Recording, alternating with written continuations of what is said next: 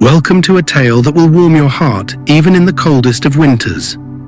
In the remote, snowbound valley of Whispering White, one man's loneliness is interrupted by the arrival of an injured snowy owl, and what follows is a story of unspoken love, unwavering loyalty, and the kind of friendship that defies even the harshest blizzard. If you're a fan of emotional animal stories, heartwarming winter tales, and powerful human-wildlife bonds, this story is for you. Stay with us to discover what happens when the storm takes everything away, and something unexpected returns.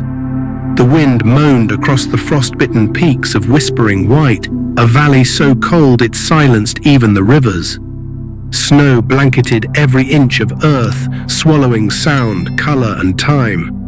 At the edge of the forest, nestled beneath a crooked pine, stood a cabin, a wooden relic scarred by time and storms. Smoke no longer rose from its chimney, but if one looked closely, a single flicker of life still pulsed within. Elias Gray sat hunched beside the fireplace, a woolen blanket wrapped tightly around his frame. He was thin now, older than his 65 years, with a face carved by time and solitude. Yet in his eyes remained a flicker of warmth, a memory, a name, Nor. Years ago, Elias had found the owl, a snowy creature with feathers white as untouched snow and eyes golden like the winter sun. Nor had been injured, one wing bent unnaturally, its breath shallow, its spirit nearly gone. But Elias had taken him in. He cleaned his wounds, fed him scraps of fish and rabbit, and spoke to him as if he were a brother. In time, Nor healed, and he never left. Each morning, Elias would open the window and whisper, "Fly, my friend. Tell the wind I'm still alive." Nor would soar into the white skies, circling the cabin before vanishing into the fog, only to return at dusk with a soft hoot and a flap of wings. Nor wasn't just a companion, he was family, the only soul Elias spoke to for years. On long winter nights, when the cold seeped into bone and memory, Nor sat beside him. Elias would recite poems from a worn leather journal, the words echoing into the timber walls. Nor would tilt his head as if listening, understanding every word. Their bond had no language. It was forged through silence and shared solitude. When Elias walked through the woods with his cane, Nor flew above like a watchful spirit. When Elias fell sick with a winter fever, Nor refused to leave his side, even perching on the foot of his bed through sleepless nights. Elias spoke to Nor as one would to a lifelong friend. He told him stories of the woman he once loved, the daughter who moved far away, and the dreams he left behind. Nor listened, his presence a balm to an otherwise empty world. But everything changed on the eve of the great storm. The blizzard arrived without warning. Snow fell like knives, cutting through the trees, swallowing trails and scent.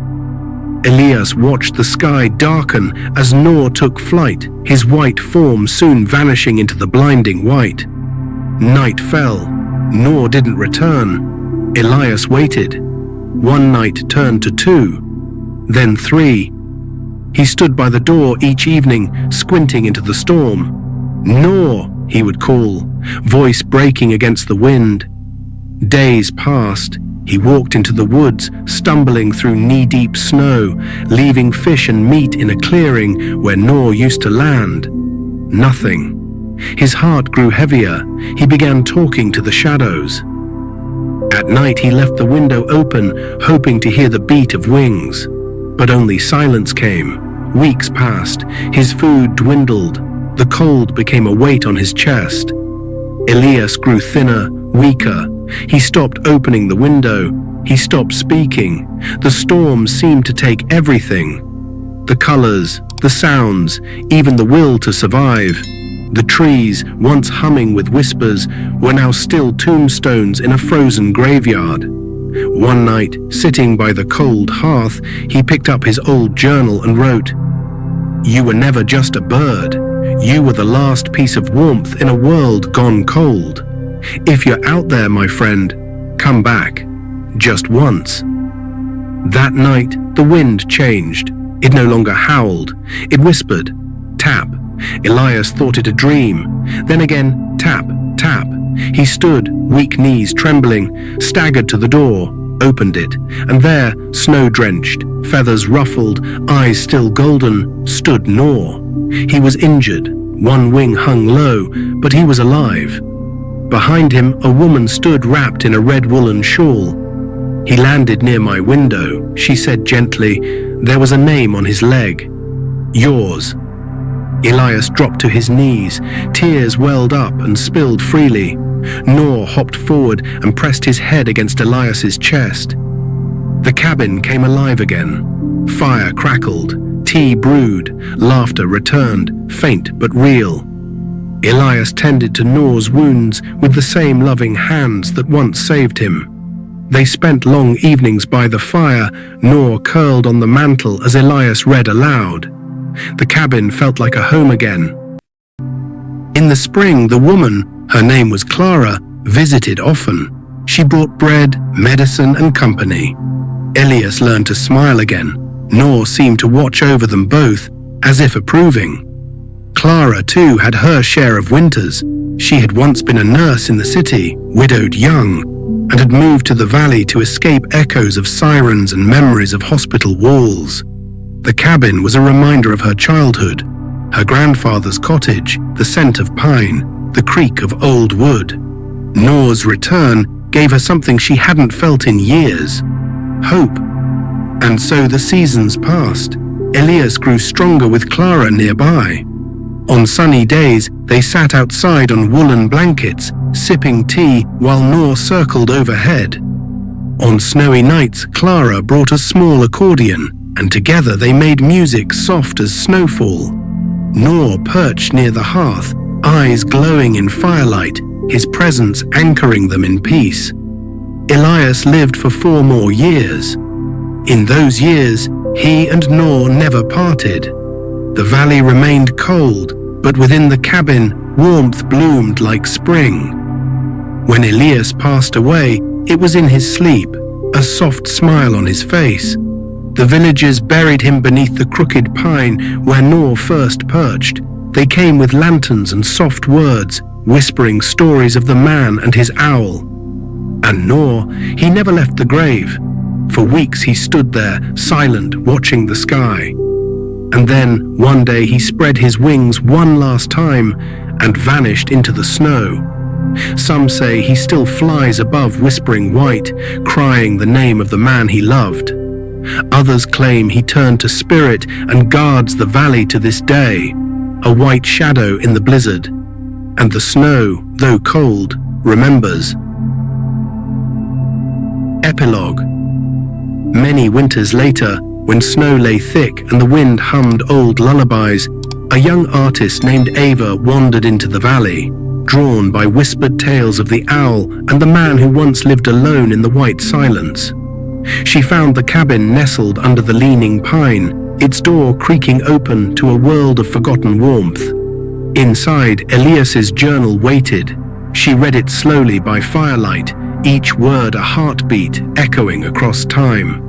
Ava stayed. She painted Nor with wings wide and eyes of gold. She painted Elias, always looking upward, waiting for flight. Her brush told their story, of winter and warmth, of silence and song. At first, Ava thought she was only visiting, but the silence wrapped around her gently. She began baking bread in the old oven, tending to the hearth, sweeping the snow from the steps like she'd always belonged. Each evening she lit a lantern and hung it from the crooked pine. She whispered Elias's poems to the wind. Sometimes she sang, soft, wordless songs that drifted into the frost. One evening, as she sketched near the frosted window, she heard it. Tap. Not wind, not branch. She opened the door. There, high upon the crooked pine, sat a snowy owl. It watched her with eyes that shimmered like sunrise over snow. Only for a moment. Then it flew, silent, sure, into the pale sky. Ava whispered into the wind, "Tell the world they are remembered." And the snow listened. Thank you for listening to The Owl in the Snowbound Valley, a story of hope, healing, and the invisible threads that connect us.